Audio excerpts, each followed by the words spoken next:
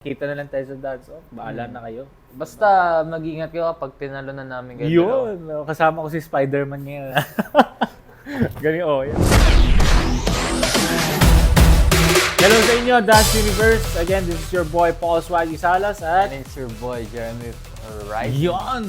Yeah! So, ang napunta sa aming dance style ay ang breaking na tinatawag. So, which is mas alam natin ng bilang break dance Or B-boy. Yeah. So, kami ang mga B-boy niya. Kami ang mapupunta sa breaking point. Sa episode na to, ang napunta na pair sa akin ay si Paul and si Horizon Jeremy.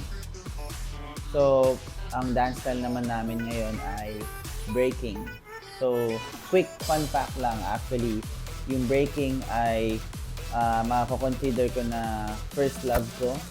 And ito yung parang una kong style na inaral and minahal nung bata-bata pa tayo. Before I tried to explore different styles, ito talaga yung tinutukan ko. And masaya ako na masishare ko yung experience ko with Paul and Jiro ngayon. Ito ang pinaka B-boy natin. Grabe! Isang medyo mas maraming ano talaga eh, flooring. Actually, totoo. Ayun, kakatapos ko lang patiti. Sakit na yung Pero, it's very challenging.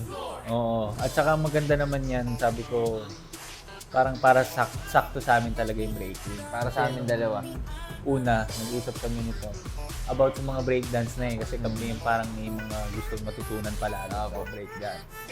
So sabi kong galing, at least napalad kami ni Jeremy na gawin yung breaking. At sana magustuhan naman nila. Magustuhan niya, kuya. Siyempre. Diyo, siyempre yan.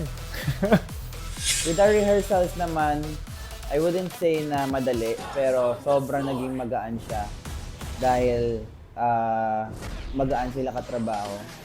At the same time, nabanggit ko nga last episode na si Jiro, sobrang skillful niya sumayaw. Magaan siya, kung may papagawa ka sa kanya, gagawin niya agad.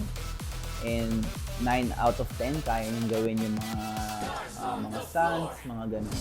Si Paul naman, ang maganda sa kanya, yung determination niya and yung willingness niya to try something new. Okay, kasi since first time niya rin naman to may experience, kapag meron ako pinapatry sa kanila, at first hindi niya nagagawa, pero nakikita mo sa kanya talaga na inuulit-ulit niya, pinapractice niya hanggang sa na-adapt niya na yung style. Timing po. Yung timing yung breaking. Kasi yung ibang buwelo namin doon nagsisimula sa 7. So kasi pag tayo namin, 5-6 kagad. Mm-hmm. So ang buwelo kagad namin is 7. So doon kami medyo